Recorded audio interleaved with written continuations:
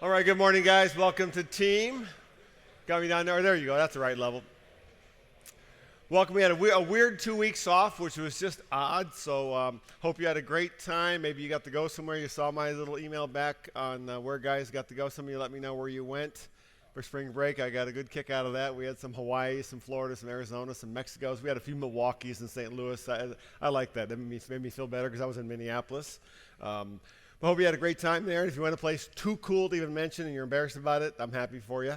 So I hope you had a great time away. But we're back here. We had a great Easter season as a church, but we're back here to wrap up today. Today's what we call closing ceremonies.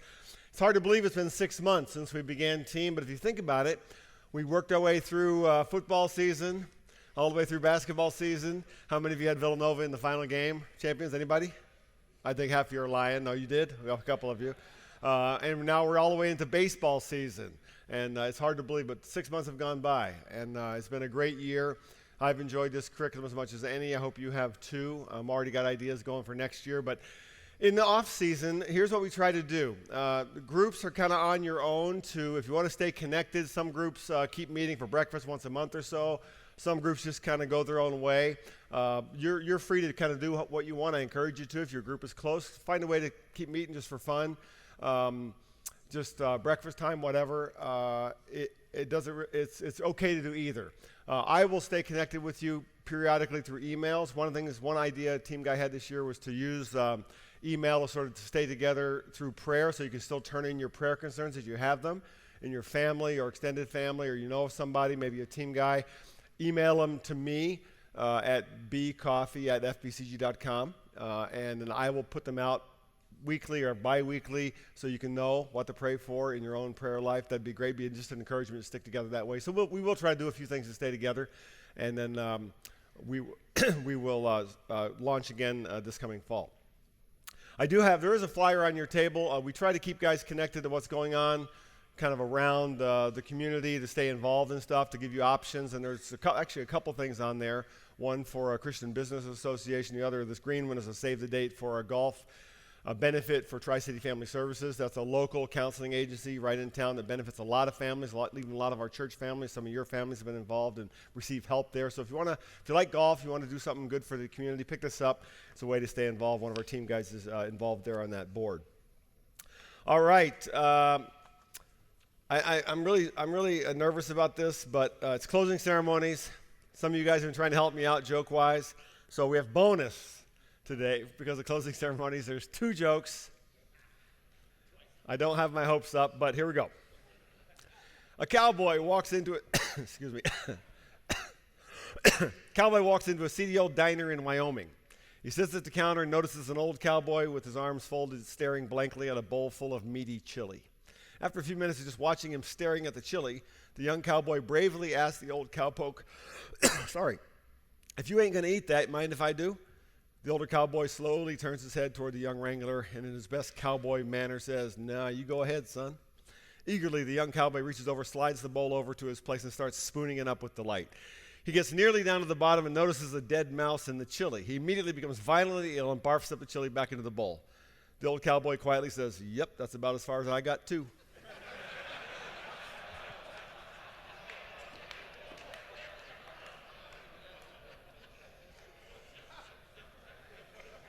All right, a little stuff in the right direction. Okay, for the bonus, Doug Smith. Nobody here is named Doug Smith, are they? Okay, good. I know we have a Doug Jones, but we have a Doug Smith. Doug Smith is on his deathbed, knows that the end is near. His nurse, his wife, his daughter, and his 2 sons are with him.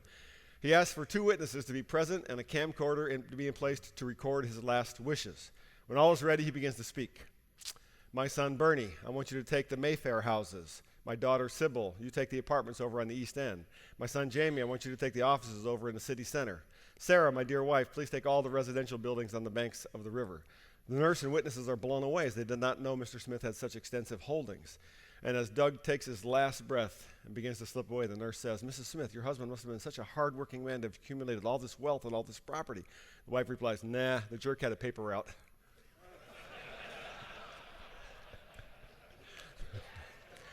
That kind of gets us into the legacy theme, what we leave behind.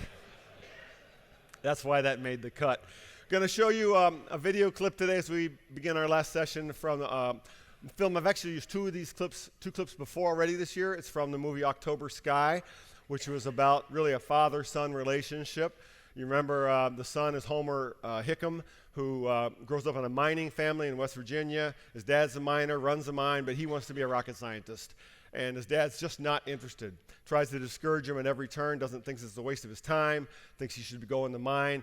But the boy persists and eventually builds a rocket and gets a scholarship to college. And this is the last scene in the movie, and the boy's going to shoot off the last rocket, and we kind of wait to see if the father shows up. So roll the clip, Randall. Hey, everybody, can we have your attention, please? Come on, Homer, let her fly. We're going to launch the rocket in a minute, but we'd like to say thank you first. If it wasn't for y'all, we'd never gotten into any science fair. We probably never gotten past blowing up my mom's fence. But we did, because of your help and support. And this is for Colwood.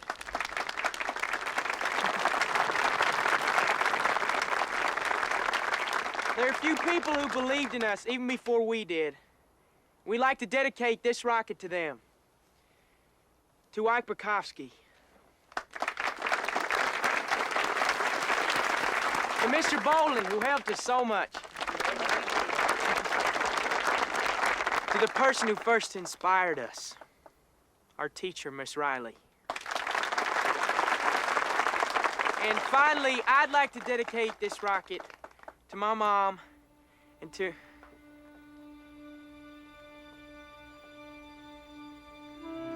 my dad.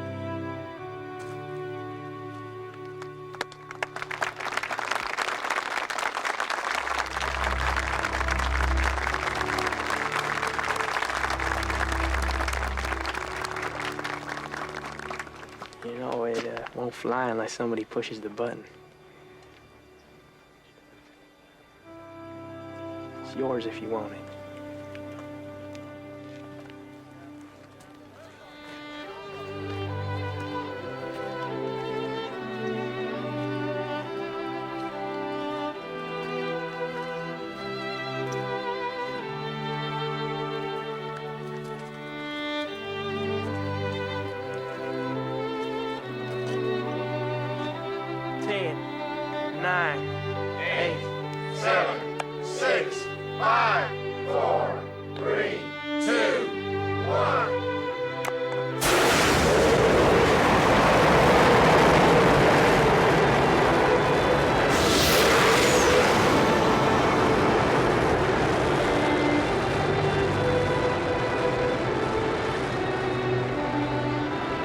Homer.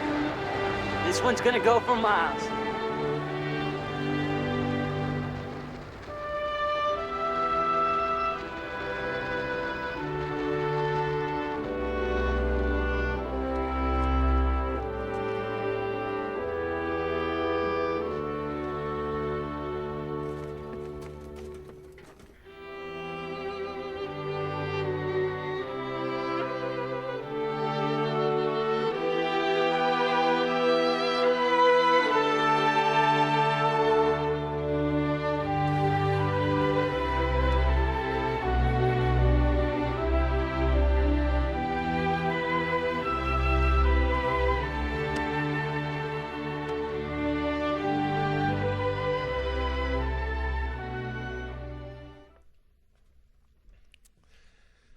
I love that scene, and it communicates pretty well the topic we're going to look at today. All year long, we've been talking about the legacy of a man's life, what we have to pass on that's beyond our stuff, that's beyond our wealth. And today we're talking about the legacy of blessing. I'm going to introduce the passage we're going to read today for just a couple of minutes. Throughout the Bible, God is called, especially in the Old Testament, the God of Abraham, Isaac, and Jacob. The sort of the big three of the Old Testament, the patriarchs of monotheism. Isaac, as you know, was born to Abraham and Sarah in their old age. He was the miracle son, the son of God's promise. His name actually means laughter because Sarah laughed when God told her she would have a child late in her life.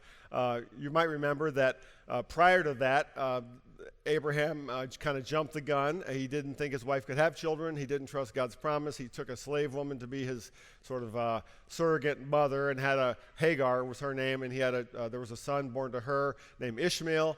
And the Islamic tradition claims that Ishmael was the forefather of Muhammad, and that's where the two great traditions split off. That's a subject for debate. It's just interesting to study. Isaac was the son that God called Abraham to offer as a sacrifice in the book of Genesis, and spared when he provided the lamb for that sacrifice, one of the great difficult stories of the Old Testament. Isaac's wife, Rebekah, then gives birth to twin sons, Jacob and Esau. Esau being born first, Jacob second, clutching his brother's heel. That story is also in Genesis. Now, Jacob and Esau grow up to be very different men. Esau becomes a man of the field. He's, by biblical description, a wild, hairy man. He's a man's man. He hunts and he kills stuff, and he becomes his father's favorite.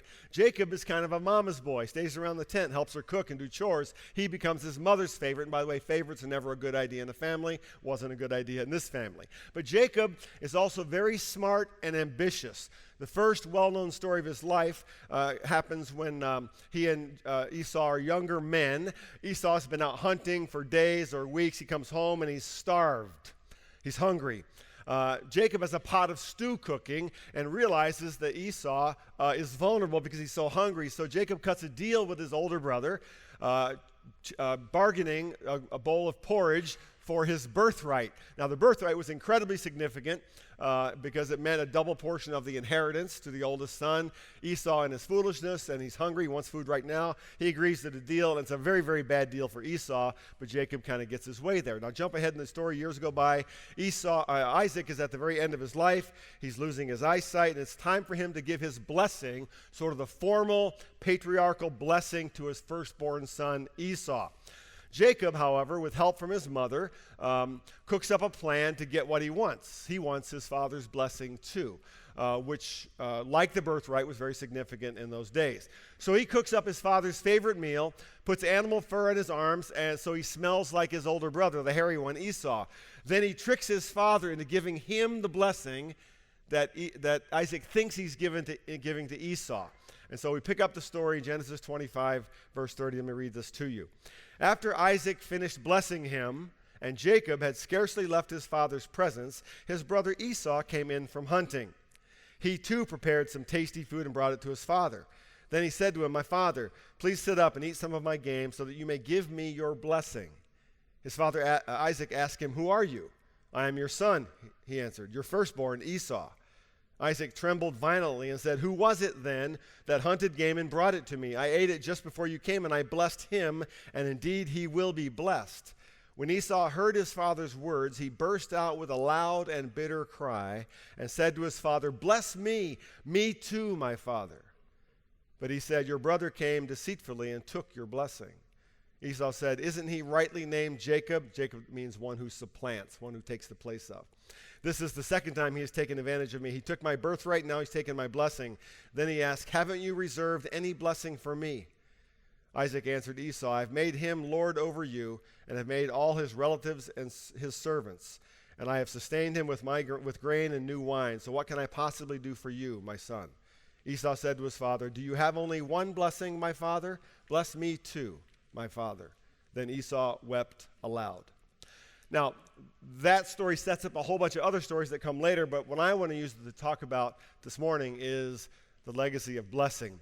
It's one of the most poignant moments in the entire Bible, a son longing for the blessing of his father. So the first thing I want to talk about is the longing for blessing. Now, I've shared this before, but a number of years ago I got to know a guy who's no longer around our church, but he was a nuclear engineer. He had a measured IQ of 170. He ran several different nuclear power plants, would regularly read over 1,000 pages of technical journals every day. Brilliant guy, one of the best in the world at what he did, successful, made good money. But he told me at age 45 in my office at the East Campus, through tears streaming down his face, that he had never been able to earn the approval of his own father. No matter what he did, he said it was never good enough. The bar just kept raising higher and higher. I recently reread a book called My Losing Season, written by an author named Pat Conroy, who just died about a month or so ago. But he also wrote the book Lords of Discipline that was turned into a movie. He wrote The Great Santini, turned into a movie. If you saw either one of those movies were about his alma mater, the Citadel Military Academy in Charleston, South Carolina, and about his own father, who was the Great Santini, thinly veiled in the movie. His father was a Marine flyer who was a brutal man, beat his mother, beat his children, a very severe man. But I read the book because Conroy played basketball at the Citadel. I played at Davidson. We played at Citadel after Conroy played. So I was just interested in his book about basketball, My Losing Season. But in that book, he talks about his father. His father, Don Conroy, only attended a few of his college games. Now, he was a college athlete. And when he did, he always found a way to belittle him. That was just how his father did things. The very first game his father attended, Pat, his son, led all scorers in the game with 25 points, the best game of his college career. Afterward, Pat couldn't wait to find his dad, hoping he would finally tell him he did good. That he would finally tell him. His father had been a basketball star back in his day. But what his father did when he saw him in the hallway after the game, outside the locker room, he shoved his son up against the wall with his fist on his chest and said, "You were crap tonight." Only he didn't say the word crap. "You were blank tonight." And he said, "You couldn't hold my jock as a ball player." And he left. That's what he had to say after his son's finest game. Every child longs for the blessing of his or her father. And this is my theory. I think that might be why LeBron James came back to Cleveland after being in Miami. Now stick with me here. LeBron James never knew his biological father. Grew up with a single mom surrounded by women, and I think deep down, he craves the approval and the blessing of his missing father.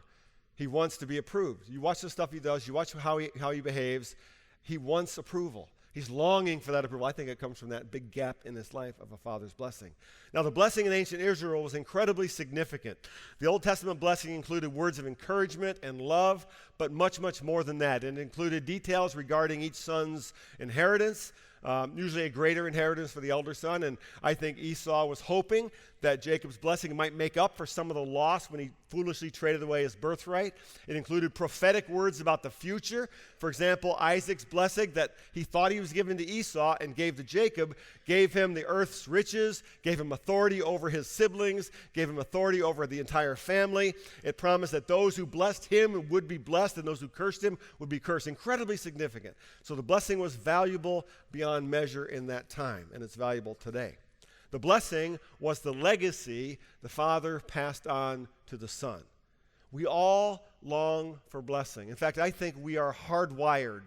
We are created to long for blessing. If we don't get it from the significant people in our lives, our fathers, for example, we try to get it other places. We may not be conscious of that, but we're longing for blessing and approval. Blessing means both love and approval. It gives vision and confidence. It means there's a man that you respect who believes in you, who believes you too can be a man. Blessing is legacy. Now, the second thing we want to talk about today is how do you give it? What does it look like? How do you give a blessing? So secondly, we're talking about the blessing of a father. I talked about my dad here a lot. You got to meet him this year. He got to share with you one of our team sessions. But my dad, fortunately for me, is the polar opposite of Don Conroy, Pat Conroy's father. I've often said this, I haven't lived a single day of my life without knowing the blessing of my father. And that's a gift that I only now, at age 59, am beginning to realize the richness of that gift. I've been able to just know because he speaks it, he says it. He met me after games not with criticism, but was proud of everything that I did. And so it becomes the air that I live in, the water that I swim in. It becomes that which sustains because he who did not have a father has been able to pass on a father's blessing to me. And he still does that, by the way. He's 82 and I'm 59. I have sons, he has grandsons, he has great-grandsons. And every week he finds ways to send emails, and he's learned how to text now. And I'll find out he's texted my boys after games, and he gives his blessing to them. He just overflows with blessing. And that's what a blessing of a father is, because every child longs for the blessing of his or her father. But what is the blessing? How do we give it? Think back to the story of Jesus' baptism in the New Testament. So he's just getting ready to begin his earthly ministry, his 3 years of ministry. He's about 30 years old, and he goes to be baptized by John the Baptist. And as he comes out of the water, a voice from heaven says, "This is my beloved Son, in whom I am well pleased." There it is. This is my beloved Son, in whom I am well pleased. The blessing of a father begins with love. My beloved Son. In Zephaniah chapter 3, a small little Old Testament book, right at the end of the Old Testament, we read these beautiful verses. "The Lord is in your midst. He will rejoice over you with gladness. He will quiet you with his love. He will exult over you with loud singing." The picture there is a father looking through the window glass in the maternity ward at the little baby in the basket that belongs to him. That's the image of the father looking, that's mine, that's my boy, that's my daughter, and rejoicing with the rejoicing only a father can give. That's the way God rejoices over each one of us. That's the way we are his beloved, and that's the blessing we can pass on. The blessing of a father is affirmation. Not only I love you, but I am pleased with you. I am proud of you. A father's blessing is belief. Someone who believes in you. When I was 14, I can still remember, I was playing sophomore baseball in high school. It was spring break time. My family was going to go on vacation to Florida, but I didn't want to leave because I wanted to play ball with my team. So my parents faced a dilemma. I was only 14. I was the oldest, but what were they going to do with me? Were they going to take me, make me miss games, or what were they going to do? So my parents sat me down, and my father said, you're 14 now. We think you can handle this on your own. You can stay here, play your games, and then we'll fly you down and you join us for vacation. I was like, whoa. And you think that some people assume that means, well, I'll go a little wild. I'll invite friends over. We'll destroy the house. We'll have a party. No, it was exactly the opposite. What I felt was this incredible blessing and responsibility. My parents thought I was a man. They thought I could handle it, so I took care of everything. Now, maybe they trusted me at that point, but I felt like I had their belief. I believe in you. That's part of the blessing. Now, Pat Conroy's father did exactly the opposite. His message to his son was, you're nothing. You'll never be anything. You're a loser, and you'll always be a loser. Did not fill his son's heart with courage and blessing, rather robbed his son systematically of that blessing and that courage. A father's blessing is support. Now, what's important here is the father's blessing cannot be assumed. This is terribly significant. Some of you have or had fathers who struggled to verbalize their love, who struggled to verbalize their blessing. And you sort of had to assume it. Well, I know he loves me. I can tell by how he acts. I know he loves me, but they struggled to verbalize. So basically, some of you had fathers who, while they weren't maybe cruel, they didn't verbalize, and so they left you sort of to fill in the blanks. Okay? Notice, the blessing in the Old Testament is always spoken. It's not assumed. It's always spoken.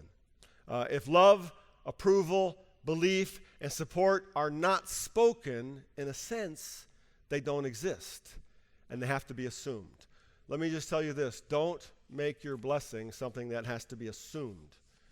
Make it known, make it real, speak it. Now, a blessing can be written as well, but a blessing is most powerful when it is spoken out loud. Now, here are some ideas. How do you pass blessing on? If your children are younger, you can create moments of blessing. If they're younger, still living at home. One of the easiest times to do that is bedtime. Every bedtime, you have a chance as a father to put them to bed with the last thing they hear is words of your blessing. Bill Hybels, pastor at Willow Creek Community Church, tells a story. His children are grown, and he's got grandkids now, but he said when his son was young, he would end his bedtime rituals very often by saying, if I could line all the little boys in the world up, however old he was, all the 5-year-old little boys in the world up, all the 8-year-old boys in the world, if I could line them in a long line, if I walked along that whole long line, do you know which one I'd pick to be mine? And the game was, he'd say, you'd pick me, I'd pick you. And he did that night after night after night, 5 years old, 8 years old, 9 years old, 10 years old. Finally, when the son was like 13 or so, he wanted to do it again. He went to do it again, and his son interrupted him because he was already 13 or 14. He got to the point where he said, if I could line all the little, and his son said, I know, Dad, I know. Like, you don't have to do that whole shtick again. And he thought to himself, oh, yeah, he's grown. It's probably he's not a little boy anymore. So he stopped. He said, yeah, you're right. And the son said, but you can tell me anyway. You can tell me anyway. Because we never get tired of hearing the blessing of our Father. Every bedtime, you have a way to do that. Birthdays, especially rite of passage birthdays, something I tried to do because I read a book a long time ago called Raising a Modern Day Knight. Some of you have read it and been through a class, Raising Boys. I read that book and I decided on my own things. My boys were very young, and I decided I would do something at significant birthdays. Then whatever else I did, right or wrong as a father, I would try to do significant birthdays and create moments in their lives. So at 10, 13, 18, and 21, I created a little ritual, an event for them, where I would speak words out loud to them. I'd also write them down so they'd have them, and I'd have other men come into their lives that they respected, speak words to them of blessing and hope and future. Different kinds of events, but I just put them together, and we did that. I have a couple left to go, but we've done each one of those events. So I decided whatever else I did, and I'm not perfect, I've made plenty of mistakes, those things happened, and they got to hear those things from me. Or maybe you pick out accomplishments to celebrate and to speak words of blessing about those accomplishments. Might be big accomplishments, winning a state championship in something. Might be small accomplishments, turning a C into a B in a difficult class in high school or in college. Hey, I want to let you know how much I respect what you did to go from here to there. You can always say, well, it's not quite an A, but that's not blessing. You respect what they did and you look for ways to pass on blessing for small and large accomplishments. You can also pick out courageous acts. For example, you have a child who goes out for a wrestling team when they're not very athletic. You tell them how much you respect that courage, what it took to do that. Or maybe you have a child who takes a stand for their faith in a hostile environment with school or with friends, and they get ostracized for it, they get treated harshly for it, and you hear about it. It's a way to build up and say, you know what, it takes a lot of courage to stand up for what you believe. You look for ways to pass on your blessing. If your children are grown, let's say they don't live at home anymore. Sometimes guys think, well, what can I do? I missed those times. I didn't do it at 10 or 13 or 18 or 21. They're 35. What do I do? Your blessing still matters. In fact, it might matter more now than ever. You can find a way to verbalize your blessing. You can say, you know, I think you're doing a great job as a dad, as a husband. I've watched how you live. I've watched what you're doing. I think you're doing a great job. Say it. Write it. You're great at your work. I respect what you're doing. Find a way to verbally pass on your blessing, because your children, no matter how old they are, I'm 59. My father's words still carry weight, and they always will. And then those become words that I can pass on. Pass on words of blessing. You can write it down. You can send an email. You can send a letter. That's great. Find a way to say it. You will feel the difference when you say it out loud to your children. They might look at you like you're crazy. Just tell them, I'm an old man and I'm trying to do some things right. They will hear it and they'll receive it. Your children long for blessing. All of our children do. And this whole season has been about, if you add up all the things we've talked about, love and faithfulness and joy and work and courage, they're all about leaving a legacy that's not our stuff, but it's leaving a legacy of blessing.